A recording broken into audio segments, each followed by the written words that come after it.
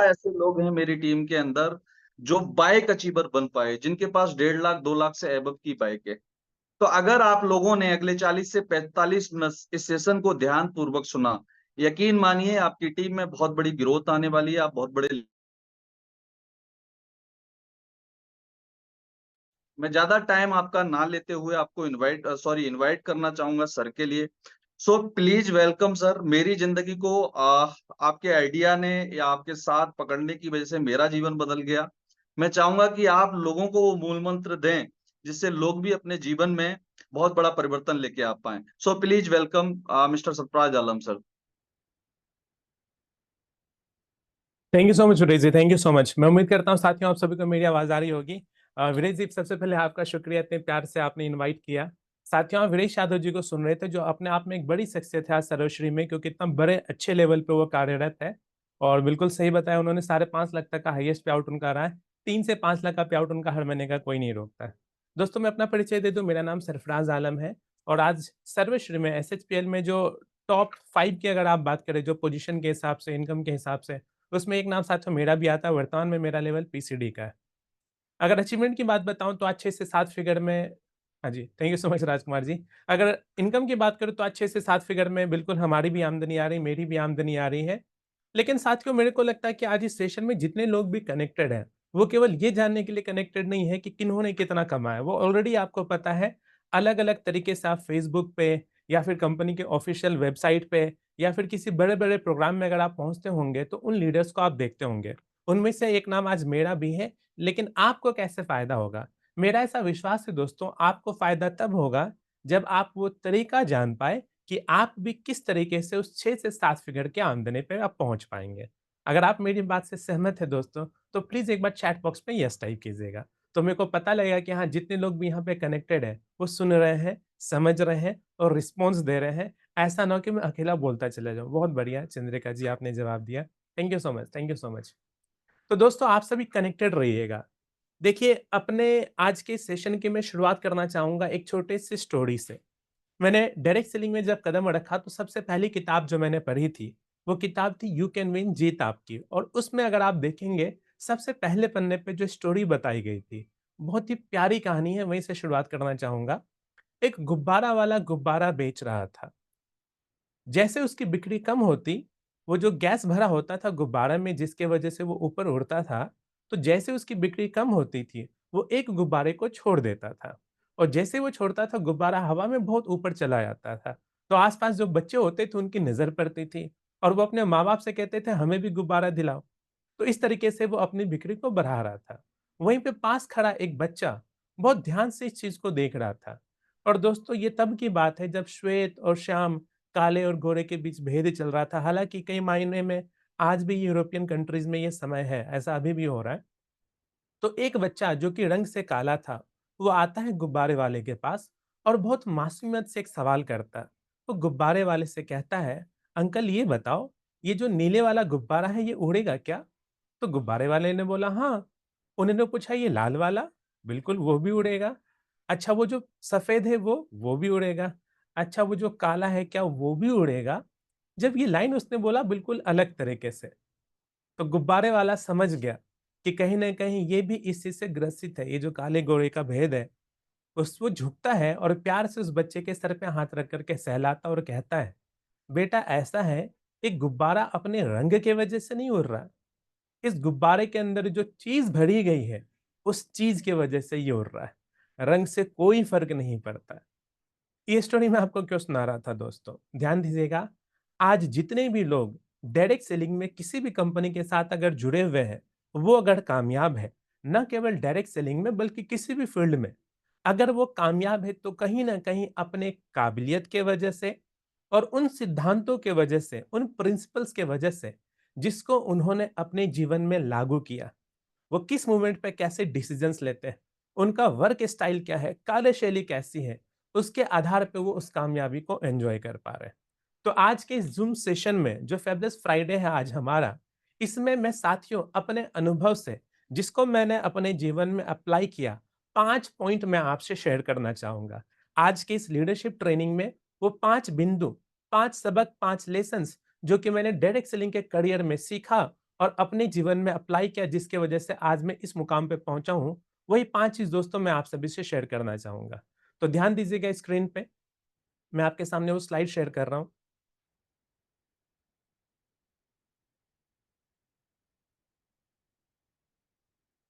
जी, थोड़ा-सा वक़्त दीजिए, पावर पॉइंट स्लाइड, हाँ जी, रेडी हो चुका है स्लाइड।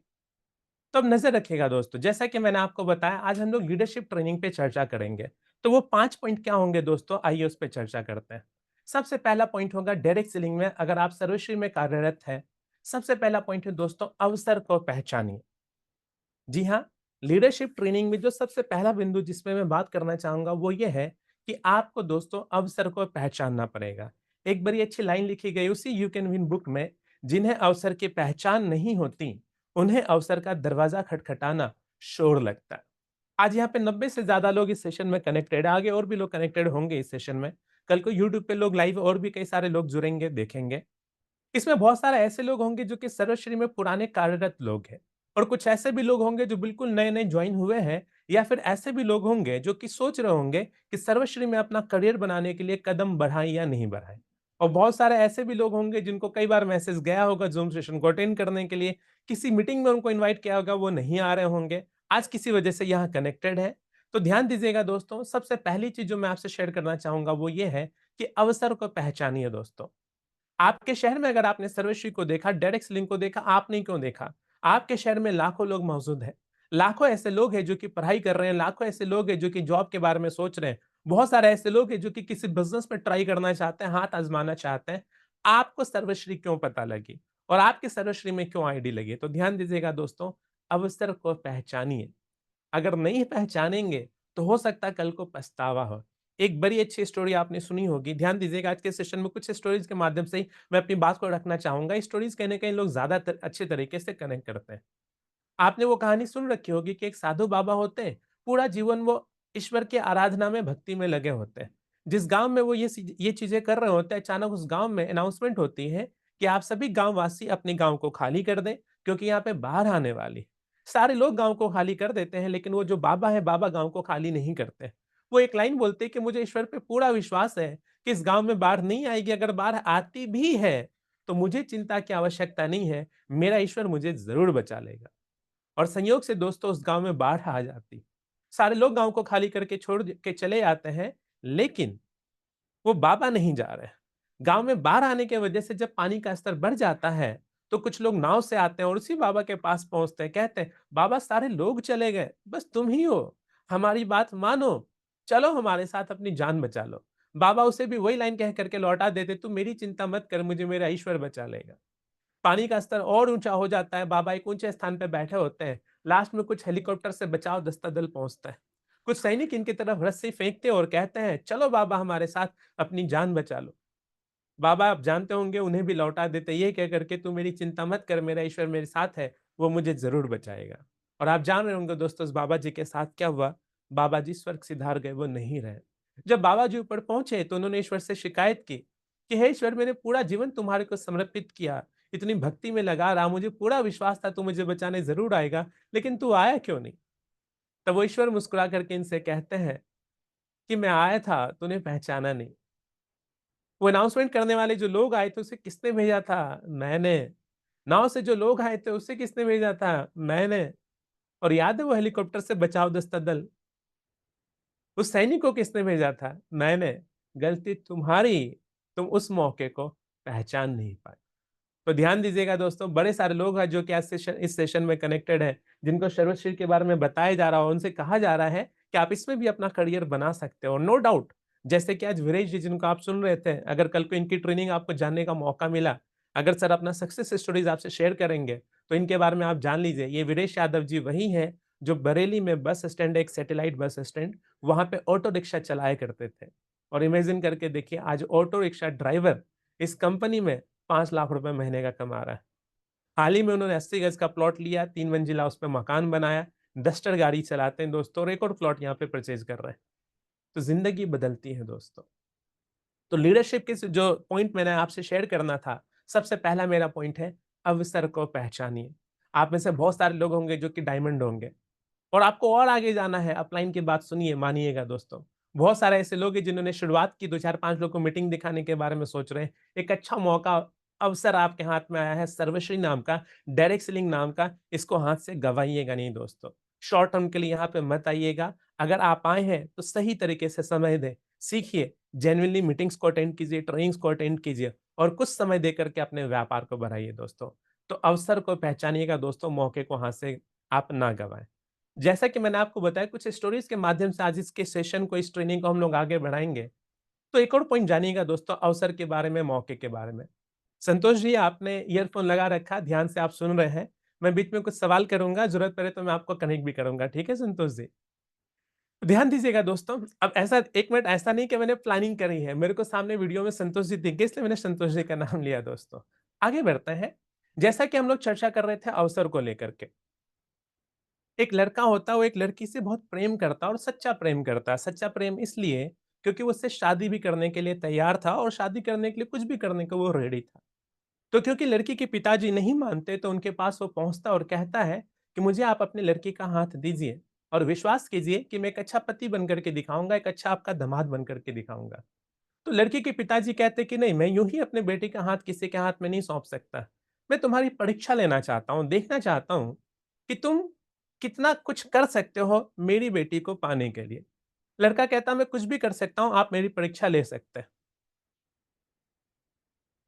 तो जैसे ये बात होती है, तो जो ससुर जी हो, माफ़ कीजिएगा, होने वाले ससुर जी होते हैं, वो कहते हैं जैसा कि तुम जानते हो हमारा दूध का व्यापार है, तो एक छोटा-सा टेस्ट है तुम्हारा, ये जो बगल वाला कमरा देख रहे हो उसमें कुछ भैंस है।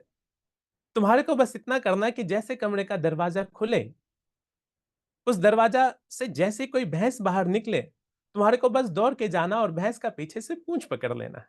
अगर तुमने ये हिम्मत दिखा दी, तो मेरी बेटी तुम्हारी मुझसे शादी करा दूँगा। लड़का सोचता है ये तो बहुत आसान है, बिल्कुल मैं कर सकता हूँ। लड़का तैयार होकर के वहाँ पे बैठ जाता है दरवाजे के बाहर, दरवाज़ा जैसे खुलता है और लड़का जैसे तैयार होता है कि उसके पूँछ को पकड़ेगा, भैंस को पूँछ को, तो लड़का क्या देखता है कि अरे! ये तो कहने के लिए भैंस है। बिल्कुल मोटा, तगड़ा, एकदम बड़ा-सा सांड जैसा एक भैंस बाहर निकली। लड़का तुरंत से अपने कदमों को पीछे खींच लेता है कि नहीं, नहीं, नहीं, ये मेरे बस का नहीं। एक चीज़ ध्यान दीजिएगा दोस्तों, वो जो होने वाले ससुर जी थे, उन्होंने ये भी कहा कि मैं तुम्हारे को 1 नहीं 3 मौका दूँगा। तो लड़के ने अपना कदम इसलिए भी पीछे खींच लिया क्योंकि उसको पता था कि अगर 1 मौका चला गया तो कोई बात नहीं, बाकी 2 मौका तो है। अब लड़का रेडी था कि अब अगला जो भैंस निकले, भले ही वो मोटा-तगड़ा क्यों ना निकले, मैं उसको पकड़ लूँगा। दरवाज़ा बंद हुआ और फिर से दरवाज़ा खुला। इस बार जब दरवाज़ा खुला और जो भैंस बाहर निकली, तो लड़के ने क्या देखा, अरे यार! ये क्या हो गया? इससे तो बेहतर पहले ही वाली भैंस थी, ये तो उससे भी डबल और ट्रिपल है। इसको पकड़ना, इसकी पूँछ को पकड़ना मेरे बस की बात नहीं है, ये सोचता हुआ वो अपने कदमों को पीछे खींच लेता है। तो इस प्रकार से दोस्तों दोनों भैंस बाहर चली गई। अब तीसरा और आखिरी मौका उसके पास था। अब लड़के ने सोचा कि इस बार कुछ भी हो जाए, मुझे उस भैंस का पूँछ तो संतोष जी पकड़ना ही है। लेकिन इस बार लड़का क्या देखता है, जैसे ही दरवाज़ा बंद हुआ और जब खुला, इस बार कोई मोटी तगड़ी भैंस बाहर नहीं निकली। इस बार बिल्कुल पतली-सी, कमज़ोर-सी, मरियल-सी भैंस बाहर निकली और लड़का सोचा अरे ये इसका पूँछ पकड़ना तो बहुत आसान है। लेकिन ये क्या? जैसे भैंस उसके सामने से आगे गुज़री तो लड़के ने ये देखा कि इस भैंस की तो पूँछ ही नहीं है। गौर कीजिएगा, इस भैंस की तो पूँछ ही नहीं है, तो अब ये पकड़े किसको? और इस प्रकार से दोस्तों वो भैंस को पूँछ को पकड़ नहीं पाया और 3 मौके चले गए। क्या लड़की उस लड़के की हुई? नहीं, नहीं हुई, क्योंकि लड़का उस टेस्ट में विफल हो गया। सवाल ये स्टोरी में आपको क्यों बता रहा था? तो जैसा कि आप स्क्रीन पे देख रहे होंगे, अवसर को पहचानिए, ये ट्रेनिंग का पहला पॉइंट है। इसका सब पॉइंट है, अगर कुछ लोग डायरी लेकर के बैठे हुए हैं तो लिख लीजिएगा कि बार-बार मौका हमारे को नहीं मिलता। तो अगर एक बार मौका मिला है, सर्वश्री जाने का मौका मिला है तो कर लीजिए, अपना बेस्ट दिखाइए। बार-बार मौका मिलने वाला नहीं है और मैं फिर से उस लाइन को दोहरा दूँ, आप जिस गाँव, जिस कस्बे, जिस शहर से ताल्लुक रखते हैं, वहाँ लाखों लोग हैं। आपको ही ये मौका क्यों मिला? तो अवसर को पकड़िएगा दोस्तों। मेरा और आपका भी सर वही हालत ना हो जो उस बाबा का हुआ था, जो अवसर को पहचान नहीं पाए। दूसरे पॉइंट पे चलते हैं दोस्तों, ट्रेनिंग का उस सेशन का जो दूसरा पॉइंट है। सेकंड पॉइंट है ड्रीम बिग, बड़े सपने देखें। ध्यान दीजिएगा दोस्तों, डायरेक्ट सेलिंग में कामयाबी बहुत बड़ी है। यहाँ पे बहुत पैसे मिलते हैं। मैं बहुत पैसे बोलने का मतलब मेरा ये बिल्कुल नहीं कि आप लालची बने, सिर्फ पैसे के लिए काम करें यहाँ पे, पैसा ही पैसा कमाएँ, मैं ये नहीं कह रहा हूँ दोस्तों। जितना बाकी फील्ड में हम करते हैं मेहनत, उतना मेहनत करके उतनी बड़ी कामयाबी नहीं मिलती है, जितनी बड़ी कामयाबी आप डायरेक्ट सेलिंग में हासिल कर सकते हैं। यहाँ पे मैंने ऐसे कई लोगों को देखा है, जो मिट्टी के मकान से निकलते और अपना महल जैसा घर बना चुके हैं। बहुत सारे ऐसे लोग हैं जिसके खानदान में कभी कोई गाड़ी नहीं आई थी, आज वो डायरेक्ट सेलिंग से 2-2 गाड़ियाँ ले चुके हैं। बहुत सारे ऐसे कामयाब लोग मिलेंगे। तो ध्यान दीजिएगा दोस्तों, छोटी कामयाबी, छोटे चैलेंजेस, बड़ी कामयाबी, बड़े चैलेंजेस। तो ध्यान रखिए इस डायरेक्ट सेलिंग व्यापार में आपको चैलेंजेस आएँगे, रिजेक्शन मिलेंगे, नेगेटिविटीज़ आएगी। इन नेगेटिविटीज को हम हैंडल कैसे कर सकते हैं? कैसे सामना कर सकते हैं इनका? तो सिंपल सा फॉर्मूला है कि बड़े चैलेंजेस को फेस करने के लिए आप तब तैयार होंगे, जब आपके सपने बड़े हो, टारगेट बड़े हो। जो छोटे सपने के लिए यहाँ पे आकर के काम करते हैं, वो बहुत जल्दी टूट जाते हैं और जितने जल्दी वो अंदर आते हैं, उतने जल्दी बाहर भी चले आते हैं। तो अगर आप इस व्यापार में कामयाब होना चाहते हैं, आप मुझे सुन रहे हैं, वीरेश यादव जी को आपने थोड़ी देर पहले सुना, ऐसे बहुत सारे लीडर्स को आप सुनते हैं। लास्ट मीटिंग में आपने संजीव संजीव सर को सुना होगा, आप शालू ठाकुर सर को सुने होंगे, जितने भी यहाँ पे अच्छे ट्रेनर हैं, अच्छे कामयाब लोग हैं, उन सब में एक कॉमन चीज़ है, उनके सपने बड़े हैं। आप सुबह जल्दी उठेंगे क्यों? तब तक नहीं उठेंगे जब तक आपके पास कोई टारगेट ना हो। तो टारगेट्स होने चाहिए, सपने बड़े होने चाहिए। संतोष जी, अब बारी आ गई कि मैं आपको अनम्यूट कर दूँ। एक्सेप्ट कीजिएगा, ठीक है? मैं आपको अनम्यूट कर रहा हूँ, एक्सेप्ट कर दो। जी संतोष जी, अनम्यूट जी कीजिएगा। Sir. Thank you so much. मैं आपको एक बार ओके। स्पॉटलाइट पे ले आता हूँ। चलिए संतोष जी, आपको सभी लोग देख पा रहे होंगे, है ना? संतोष जी, एक सवाल छोटा-सा आपसे। आप सुबह उठते हैं जी। और जैसे कमरे से बाहर निकलते हैं, वहाँ पे एक छोटा-सा प्यारा-सा कुत्ते का छोटा-सा पपी, पिल्ला दिखता है, जो कि आकर के आपको घुर्राने की कोशिश करता है। क्या आपको डर लगेगा? नहीं सर। नहीं लगेगा। वो ज़्यादा चिपकने की कोशिश करेगा, आप पैर से हल्का धक्का भी दे देंगे, है ना संतोष जी? जी सर। सिचुएशन बदलते हैं। कहाँ पे रहते हैं वैसे आप? मैं सर रहता हूँ रामपुर में, इधर शाहबाद अच्छा। गेट। अच्छा, चलिए रामपुर में, चलिए बहुत बढ़िया। संतोष जी, सिचुएशन बदलते हैं। इस बार जब आप सुबह उठे तो आपको छोटा-सा प्यारा-सा पिल्ला नहीं दिखता, पप्पी नहीं दिखता। एक बड़ा-सा बब्बर शेर जैसा खूंखार कुत्ता दिखता है और वो आप पे भौंक भी नहीं रहा, बस घूर करके आपको देख रहा है। डर लगेगा? जी और सर। जैसे वो एक कदम आगे बढ़ाएगा, आप 9 तो 11 हो जाएँगे, हाँ या ना? जी। बिल्कुल। देखिए संतोष जी हमारे बीच थे दोस्तों। हाँ जी, संतोष जी हमारे बीच थे और ये केवल संतोष जी की कहानी नहीं, ये आप सबकी कहानी, जितने लोग यहाँ पे कनेक्टेड हैं, ये मेरी कहानी है, हम सबके साथ ऐसा होगा। आखिर ऐसा क्यों कि छोटे पिल्ले को देख करके हम डरे नहीं, और बब्बर शेर जैसे कुत्ते को देख करके हम डर गए? स्वाभाविक तौर पे ऐसा ही होगा। ये एग्जाम्पल, ये उदाहरण मैं आपको क्यों दे रहा था, जरा रिलेट कीजिएगा। कुछ लोग अपने डायरी के पन्नों पे बहुत छोटा-सा सपना लिखते हैं। वो सपना बिल्कुल उस कुत्ते के छोटे से बच्चे पिल्ले जैसा, पप्पी जैसा। वो सपना भौंकता है सुबह-सुबह, आपको ललकारता है कि चल उठ, जा कर के काम कर। आपके सपने छोटे, आपको कोई फ़र्क ही नहीं पड़ता है। आप तब भागेंगे जब आपका टारगेट बड़ा हो। आप तब भागेंगे जब आपके सपने बड़े हों। जिनके बड़े सपने, उनको रातों को नींद नहीं आती। वो सुबह उठते हैं, लिस्ट बनाते हैं, मीटिंग्स करने के लिए भागते हैं। लोगों की प्रोस्पेक्टिंग करते हैं, अप्रोचिंग करते हैं, प्रेजेंटेशन लगातार दिखाते हैं। लेकिन जिनके टारगेट ही बड़े नहीं, वो कुछ नहीं करते हैं। खाली बैठे हैं, कुछ मन नहीं लग रहा है, टीवी पे कुछ बढ़िया सीरियल भी नहीं आ रहा, याद आता है, अरे हाँ, एसएचपीएल के 8 बजे ज़ूम मीटिंग भी तो होती है। आज चलो देख लेते हैं कि गोपाल सर कैसा काम कर रहे हैं, सरोश्री कैसा काम कर रही है। ध्यान दीजिएगा दोस्तों, उनके साथ ऐसे कुछ बड़ी तरक्की वो हासिल करने वाले नहीं है। तो बड़े सपने देखें। आइए बस एक छोटे से उदाहरण से मैं आपको बताता हूँ। 2 लड़के ने जॉइन किया, एक का नाम मोहन है, एक का नाम सोहन है। मोहन अपने डायरी के पन्नों पे लिखता है कि मैंने डायरेक्ट सेलिंग को, सर्वश्री को इसलिए जॉइन किया ताकि 2-4-5 हज़ार रुपए एक्स्ट्रा आ जाए। वहीं पे सोहन नाम का व्यक्ति क्या लिखता है अपने डायरी के पन्नों पे कि आज मेरी उम्र 24 साल है, मुझसे बड़ी 2 सिस्टर, एक की उम्र 26 है, एक की उम्र 28 है। इन दोनों की शादी करानी बहुत ज़रूरी है। लेकिन हमारे आर्थिक तंगी की वजह से, पारिवारिक आमदनी जो कि बहुत सीमित है, उसके वजह से मैं अपने दोनों सिस्टर की शादी नहीं करवा पाया। मैंने जब इस व्यापार को देखा तो मुझे इस व्यापार के पोटेंशियल के बारे में पता लगा और मेरा टारगेट है कि 2 से 3 साल सर्वश्री में काम करके कम से कम 12 लाख रुपए सेव करूं और अपने दोनों सिस्टर की शादी कराऊं। अंजू शर्मा जी, आप भी इस मीटिंग में कनेक्टेड, मैं आपको देख पा रहा हूं। आपसे सवाल होगा मैम, मैं आपके एक्सप्रेशन से अंदाजा लगा लूंगा। दो व्यक्ति, एक जिसने कि मोहन ने लिखा था 2-3 हजार रुपए एक्स्ट्रा आ जाए तो चलेगा काम, दूसरी तरफ सोहन ने लिखा एक बड़ा टारगेट कि अपने दोनों सिस्टर की शादी करानी।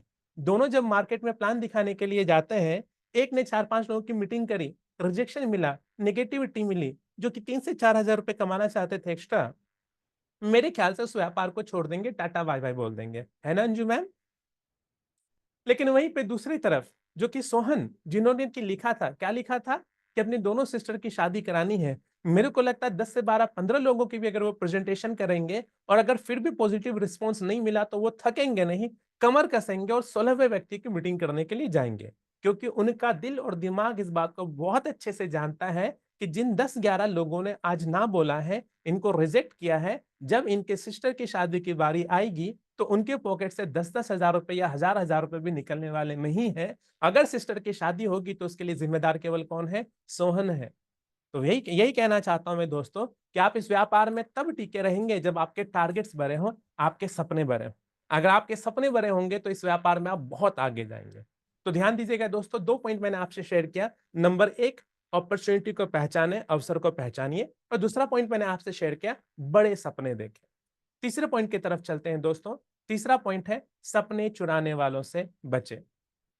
सुनील कुमार रॉय जी ने कमेंट किया है, बड़े सपने सपने बड़ी बड़ी मुश्किलों को पार करने के बाद ही पूरे होते। बिल्कुल सही सुनील जी। चलिए तीसरे पॉइंट की तरफ चलते हैं, सपने चुराने वालों से बचे। आपने बड़े बड़े सपने देख लिए, बड़े बड़े टारगेट्स लिख लिए, अपने डायरी पे, अपने पन्नों पे आपने लिख दिया, तो तीसरा काम आपने क्या करना है दोस्तों? सपने चुराने वालों से बचे। ये सपने चुराने वाले लोग होते कौन है? जाकर के बहुत हैरानी होगी आपको। अनजान लोग कम होते हैं, हमारे करीबी, हमारे नजदीक के लोग ज्यादा होते हैं। ये नजदीक वाले लोग कौन? आपके दोस्त हो सकते हैं, आपके परिवार वाले हो सकते हैं, अगर आप शादीशुदा है तो आपकी पत्नी हो सकती है, अगर आप हो सकता है 40, 42, 45 के होंगे और करना चाहते हैं डायरेक्ट सेलिंग को, आपके 17-18 साल के लड़के होंगे जो कि आपको ज्ञान दे सकते हैं। सपने चुराने वालों से बचे। आखिर ये सपने क्यों चुरा लेते हैं? बेसिक बात बताता हूं मैं दोस्तों, सारा खेल माइंडसेट का।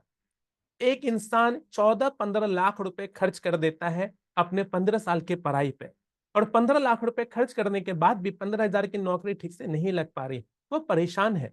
वहीं पे एक दूसरा व्यक्ति सर्वश्री की प्रेजेंटेशन दिखाता है और कहता है हमारे कंपनी में 3 से 4 साल काम करके लोग 15 लाख रुपए महीना कमा रहे हैं। तो उनको लगता है तू फेंक रहा है, लोगों को यकीन नहीं आ पाता है। हम वही है जो अपने दोस्त से लड़ते झगड़ते थे, एक कोल्ड ड्रिंक लेते थे और सोचते थे कि दोनों आधा आधा शेयर करें, और हम मापते थे कि तू ज्यादा तो नहीं पी पा रहा है। एक उदाहरण दे रहा हूं। और कल को हम ही में से कोई एक व्यक्ति सर्वश्री में अच्छे पोजीशन पे पहुंचता है या पहुंचने की कोशिश कर रहा है और अपने उसी दोस्त से जाकर के कहता है क्या कि मैं अगले 3 साल में 22 लाख की कार परचेज करने वाला हूं। या हमारी कंपनी में किन्होंने ऑडी ले रखी, किन्होंने जगुआर गाड़ी ले रखी है, तो लोग डाइजेस्ट नहीं कर पाते और लोग हंसते हैं, तू पागल हो गया क्या, कहीं तेरे को किसने बना तो नहीं दिया? तो सपने चुराने वालों से दोस्तों बचे। ये सपने चुराने वाले लोग हमारे आसपास ही लोग होंगे जो कि आपकी बातों को डाइजेस्ट नहीं कर पाते। तो आपको दोस्तों इन लोगों से बचना होगा। आसान सा तरीका मैं आपको बता देता हूं। नंबर 1, उनको अपना दुश्मन ना बनाए। उनको अपना दुश्मन ना बनाए कहने का मतलब, जब वो कोई बात रखे तो उनकी बातों को तुरंत से काटे नहीं, बल्कि समझ जाएं कि इनका माइंडसेट अभी उतना बड़ा नहीं हुआ है, क्योंकि ये ऐसे लोगों के ग्रुप के बीच रह रहे हैं जो 8, 10, 12, 15, 20 हजार कमाने के बारे में सोचते हैं। मैं जब लाख 2 लाख की बात करूंगा तो इनको डाइजेस्ट होने वाला नहीं है। जैसे यहाँ पे चैट आप सभी के लिए ओपन है, जो नए व्यक्ति है मैं उनसे एक सवाल करना चाहूंगा। अगर आपने ट्रेनिंग ले रखी फिर तो आपको सही जवाब पता होगा, वरना मैक्सिमम चांसेस है आप गलत जवाब देंगे या फिर वही जवाब देंगे जो एक साधारण व्यक्ति देता है। मेरे सवाल पे गौर कीजिएगा। मेरा सवाल है, मुझे जल्दी से एक वाहन का नाम बताइए जिसमें 3 जगह पहिए लगे हों। जल्दी से टाइप कीजिएगा। सवाल को मैं दोहरा दूं, मुझे जल्दी से एक वाहन का नाम बताइए जिसमें 3 जगह पहिए लगे हो। 3 जगह पहिए लगे हो। वरुण कुमार, आपने ट्रेनिंग ले रखी है तभी ये जवाब दे रहे हो। संतोष जी, बहुत बढ़िया, बहुत बढ़िया। चलिए, एस के सिंह जी ने कहा ऑटो रिक्शा, रोहित कुमार जी ने कहा ई रिक्शा, राजकुमार प्रजापति जी ने कहा टेम्पो। जरा ध्यान दीजिएगा, जिन्होंने ई रिक्शा कहा, जिन्होंने टेम्पो कहा, सब सही है। उसमें 3 जगह तो पहिए लगे होते हैं, लेकिन कुछ लोगों ने जो कि ट्रेंड है, उन्होंने एक जवाब लिखा, गौर कीजिएगा। आपने जिन लोगों ने ये जवाब दिया एरोप्लेन का नाम क्यों नहीं कहा? एरोप्लेन में भी तो 3 जगह पहिए लगे हैं। आपने टेम्पो कहा, ई-रिक्शा कहा, ऐसा क्यों? तो ध्यान दीजिएगा दोस्तों, हम अपने आस-पास जिन चीज़ों को देखते हैं, हमारी सोच भी वैसी होती है। हमने आस-पास ज़्यादातर ऑटो रिक्शा देखा, टेम्पो देखा, बैटरी रिक्शा देखा, ई-रिक्शा देखा, तुरंत से वही दिमाग में आया, एरोप्लेन क्यों नहीं आया? अगर हम लोग दिन-रात एरोप्लेन में ही ट्रैवल कर रहे होते तो तुरंत से एरोप्लेन ही बोल देते हैं। तो कनेक्ट करने की कोशिश कीजिएगा। जब हमारे पास 8, 10, 12, 15,000 रुपए कमाने वाले लोग होते तो ऑटोमेटिक हमारा दिमाग उसी के लिए तैयार होता है। हमारी मानसिकता वैसी बनती। हमने आस-पास 2 ढाई लाख, 3 लाख, 4 लाख कमाने वाले लोगों को आमतौर पे देखा ही नहीं। तो इस वजह से लोग डाइजेस्ट नहीं कर पाते। अब क्योंकि वो डाइजेस्ट नहीं कर पाते तो कोई और आकर के जब ये बात कहता है, तो वो उनकी बातों पे भी ट्रस्ट नहीं करते हैं। और जिनकी सोच बड़ी होती है उनको भी उनकी सोच को भी वो कहीं न कहीं छोटी कर देते हैं दोस्तों। तो इन सपने चुराने वालों से बचें। बचेंगे कैसे? एक आसान तरीका बताता हूँ। एक तो आपको मैंने बता दिया कि लोगों से उलझना नहीं है, लोगों को अपना दुश्मन नहीं बनाना, बल्कि समझ जाइए कि सारा खेल किस चीज़ का है, माइंडसेट का। एक दूसरा तरीका मैं आपको बताता हूँ। मेंढकों का एक ग्रुप था। एक भीड़ थी मेंढकों की। उस बीच एक ऊंचा-सा खंभा था, तो मेंढकों में से किसी एक मेंढक ने कहा कि इस खंभे पे कोई चढ़ सकता है क्या? तो ऑटोमेटिक मेंढक का 2 ग्रुप बन गया। एक ग्रुप ने बोला कि बहुत ऊंचा खंभा है, इस पे हम मेंढक चढ़ नहीं सकते। दूसरे ग्रुप ने बोला नहीं, इस पे चढ़ा जा सकता है, चढ़ के देखते हैं।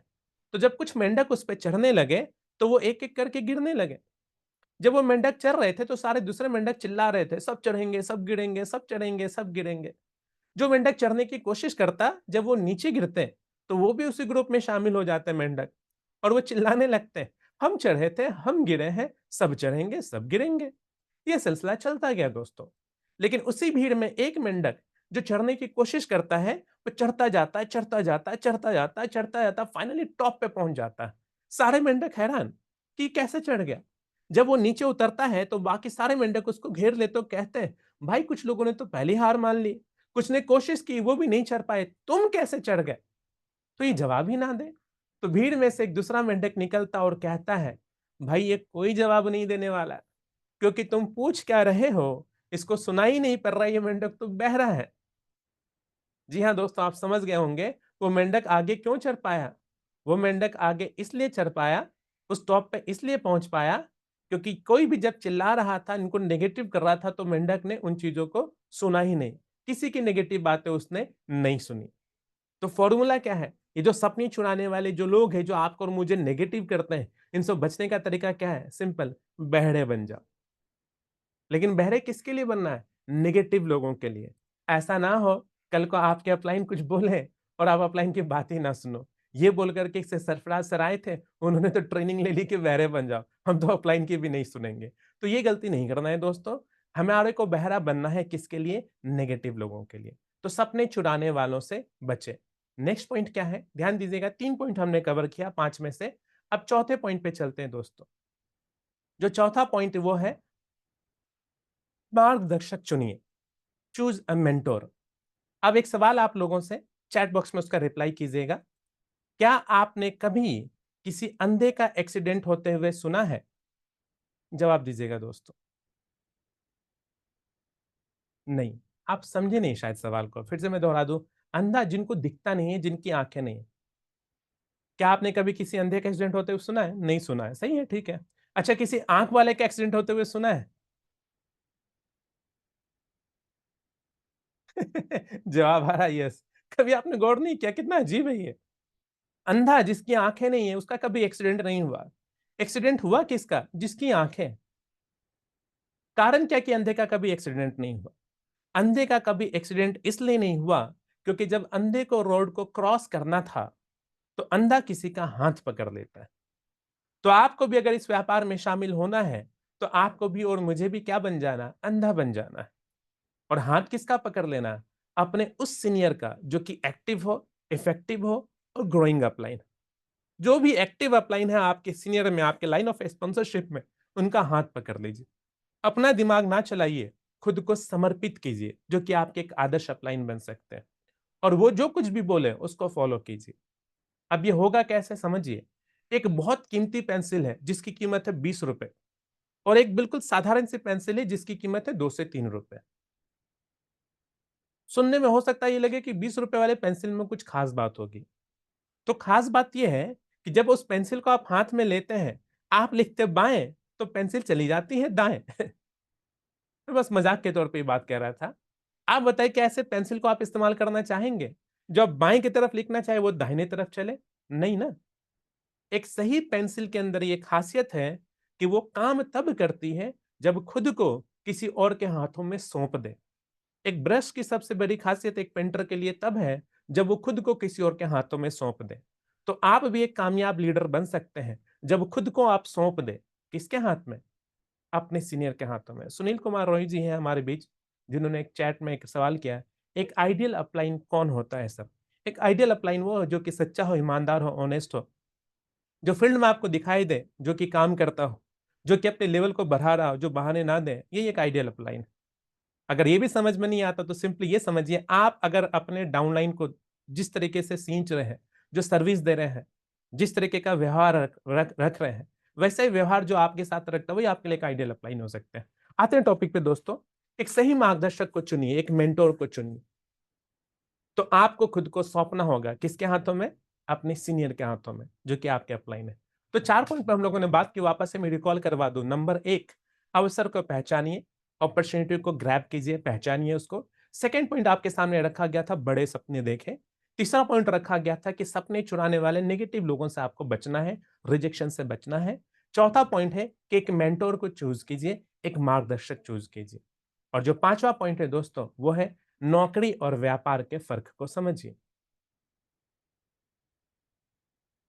कर सकते हैं नरेंद्र जी, मेरे ख्याल से जो आपका सवाल है, बिल्कुल कर सकते हैं। बाकी एक बार फिर भी आप अपने सीनियर से कन्फर्म कर लीजिएगा। कंपनी की तरफ से कोई ऑब्जेक्शन नहीं है। नरेंद्र जी का सवाल आया कि 60 साल से ऊपर के लोग काम कर सकते हैं क्या? मेरे को लगता है कंपनी की तरफ से कोई दिक्कत नहीं है। बाकी एक बार गाइडलाइंस को हम लोग को थोड़ा-सा जान करके कन्फर्म करना होगा। तो अपने सीनियर से ज़रूर कन्फर्म कीजिएगा नरेंद्र जी। बाकी अगली बार अगर मैं कोई सेशन लेने के लिए आऊँगा, तो इस सवाल को ज़रूर कवर करूँगा। चलिए, तो आखिरी पॉइंट पे चर्चा करते हैं दोस्तों, नौकरी और व्यापार के फ़र्क को समझिए। नौकरी और व्यापार के फ़र्क को समझिए। अब इसका क्या मतलब है? जब हम में से कोई एक व्यक्ति आपके हाथों में सर्वश्री लेकर के आ रहा है कि आप डायरेक्ट सेलिंग के साथ जुड़िए, डायरेक्ट सेलिंग में अपना करियर बनाइए, तो हम एक चीज़ कहना चाहते हैं कि आप नौकरी की तरफ ना भागें, आप व्यापार की तरफ भागें। मैं आपसे पूछना चाहूँगा, पूरी दुनिया के सबसे रईस इंसान कौन होगा? जो नौकरी कर रहा होगा या फिर व्यापार कर रहा होगा? क्या जवाब देंगे आप? नौकरी या बिज़नेस? बिज़नेस। अगर भारत के सबसे अमीर व्यक्ति की हम बात करें तो वो क्या कर रहा होगा, नौकरी या बिजनेस? बिजनेस। दिल्ली की आप बात करो, कोलकाता की बात करो, यूपी की बात करो, तो आपको बिजनेस ही दिखेगा। एक आक अपवाद है दोस्तों, उनको अगर छोड़ें तो मैक्सिमम जगह आपको क्या दिखेगा, बिजनेस। यानी 100 बात की एक बात है कि अगर आपको बड़ा पैसा कमाना है, बड़ी तरक्की चाहिए, तो आपको क्या करना होगा, बिजनेस करना होगा। नौकरी के लिए हम लोग कोई काबिलियत हासिल करते हैं और इंटरव्यू देकर के नौकरी करते हैं, लेकिन एक सीमित आमदनी मिलती है। बिजनेस में क्या दोस्तों, आप कितना कमाना चाहते हैं, आप फैसला करते हैं। लेकिन जो ट्रेडिशनल बिजनेस है, ट्रेडिशनल बिजनेस में बहुत पैसा लगाना पड़ता है, रिस्क बहुत है। आपको ऑफिस रखना है, आपको स्टाफ को सैलरी देनी है, बहुत सारे पंगे हैं। लेकिन अगर आपके पास ज्यादा पैसा नहीं है, मेहनत करने के लिए तैयार है, डेडिकेशन है अगर आपके पास, तो एक बहुत बढ़िया ऑप्शन आपके पास हो सकता है बिजनेस, व्यापार, डायरेक्ट सेलिंग के माध्यम से। डायरेक्ट सेलिंग में खास बात क्या है कि बहुत ज्यादा रुपए लगाने की आवश्यकता नहीं है दोस्तों। सीमित आमदनी लगाकर, सीमित रुपए खर्च करके भी आप इस व्यापार को कर सकते हैं। तो बहुत सारी ट्रेनिंग्स में आपको मिलेगा जहां पे बहुत सारे लीडर्स नौकरी की बुराई करते हैं। ध्यान दीजिएगा, नौकरी की बुराई करने का मतलब ये बिल्कुल नहीं है कि नौकरी की हम लोग बिल्कुल बेइज्जती कर दें, बिल्कुल गलत होगा। क्योंकि हम में से बहुत सारे ऐसे लोग इस सेशन में कनेक्टेड होंगे जिनके पेरेंट्स ने, जिनके माँ-बाप ने उनको एक बहुत अच्छी परवरिश दी है नौकरी करके। तो ध्यान दीजिएगा, हम लीडर्स नौकरी के खिलाफ नहीं है। नौकरी में हम जो समय दे रहे हैं, जो मेहनत कर रहे हैं और रिटर्न में जो हमारे को मिल रहा है, हम उस नतीजे के खिलाफ है। मैं आपसे पूछना चाहूंगा, एक बच्चा, एक जवान व्यक्ति और एक बुजुर्ग, सबसे ज्यादा एनर्जी, ताकत किसमें होती है? बिल्कुल बेसिक सा उत्तर है सर, जवान व्यक्ति के पास। तो जब कोई नौकरी करता है तो बच्चे को तो नौकरी करवा नहीं सकते, बुजुर्ग को भी नहीं करवा सकते। तो किशोर अवस्था से या उसके बाद के उम्र से जवानी में लोग कहीं किसी कंपनी के साथ जुड़ करके नौकरी करते हैं। जब तक उनका शरीर साथ दे रहा है, कंपनी का मालिक भी इनका साथ दे रहा है, इनको एक सीमित आमदनी, फिक्स सैलरी इनको मिल रही है। जब ये बुजुर्ग हो जाता है, शरीर साथ देना छोड़ देता है, तो मालिक इनको बाहर कर देता है कि अब आप काम करने के लायक नहीं रहे। देखो, मेरा बताने का तरीका अलग है, लेकिन रियलिटी तो यही है। रिटायरमेंट लोगों को लेनी पड़ जाती है। तब वो इंसान एक अकेले कमरे में, बंद कमरे में बैठ करके सोचता है, यार जब मेरा शरीर साथ दे रहा था, मैं कंपनी में काम कर रहा था, कंपनी भी मेरा साथ दे रही थी। आज मेरे शरीर ने मेरा साथ छोड़ दिया। आज मेरी वो उम्र नहीं है कि मैं बहुत ज्यादा काम कर पाऊं। मेरे मालिक ने भी मेरा साथ छोड़ दिया। तो पूरी जवानी मैंने किसको दी? और जिस कंपनी को दी उसने बदले में मुझे क्या दिया? ये बेसिक एग्जांपल दे रहा हूं दोस्तों, नौकरी में होता है। लेकिन अगर आप डायरेक्ट सेलिंग व्यापार में हैं, आप अगर सर्वश्री में हैं दोस्तों, तो कितना बढ़िया ऑप्शन है। यहाँ पे जब तक हम और आप कार्यरत हैं, तब तक हमारे को पैसा मिल रहा है। अगर आपने बढ़िया सी प्यारी सी टीम बना ली, एक अच्छे लेवल पे पहुंच गए, ईश्वर न करे मेरे और आपके साथ अगर कोई हादसा हो जाए, तो आमदनी बंद नहीं होती, वो हमारे नॉमिनी को चला जाता है। कल को जब हम बड़े होंगे, हमारे बच्चे अगर हैं, तो ये बिजनेस उनको ट्रांसफर हो जाएगा, वही पोजीशन उनको ट्रांसफर हो जाएगा। तो आप बताइए, नौकरी करें या व्यापार करें? मुझको अच्छे से पता, आप सभी का जवाब होगा व्यापार करें। तो आइए ना व्यापार करते हैं, डायरेक्ट सेलिंग। लेकिन एक सवाल का जवाब दूं दोस्तों, जैसे आज ट्रेनिंग है, ट्रेनिंग में जो कुछ भी मेरे पास अनुभव रहा, उन्हीं अनुभव में से कुछ अनुभव मैं आपसे शेयर कर रहा हूं। और उसी में से एक जो फेवरेट टॉपिक है, जो मैं कवर करता हूं, आमतौर पे जो लोग सवाल करते हैं, सर एक बात बताओ, आपकी बातें मुझे समझ आती हैं, लेकिन ये जो मार्केट के जो लोग हैं, जो दुनिया के जो लोग हैं, आसपास के जो हमारे लोग हैं, अगर यही रियलिटी है, तो लोग बिजनेस छोड़कर के नौकरी की तरफ भाग क्यों रहे हैं? उनको ये बात क्यों नहीं समझ आ रही है? तो जैसा कि मैंने आपको बताया, कुछ स्टोरीज और एग्जांपल के माध्यम से आज के सेशन को हम लोग कंडक्ट करेंगे। तो आइए इस सेशन का एक आखिरी स्टोरी मैं आपको सुना दूं। एक व्यक्ति जिसकी नई नई शादी होती है, वो अपने घर पे पहुंचता है चिकन लेकर के, और वाइफ को चिकन बनाने के लिए देता है। जब वाइफ उस चिकन को लेकर के किचन में जाती है, तो हस्बैंड भी उसके साथ जाता है। तो हस्बैंड क्या नोटिस करता है? वो जो चिकन का लेग पीस है, उसके वो टुकड़े टुकड़े कर रही है।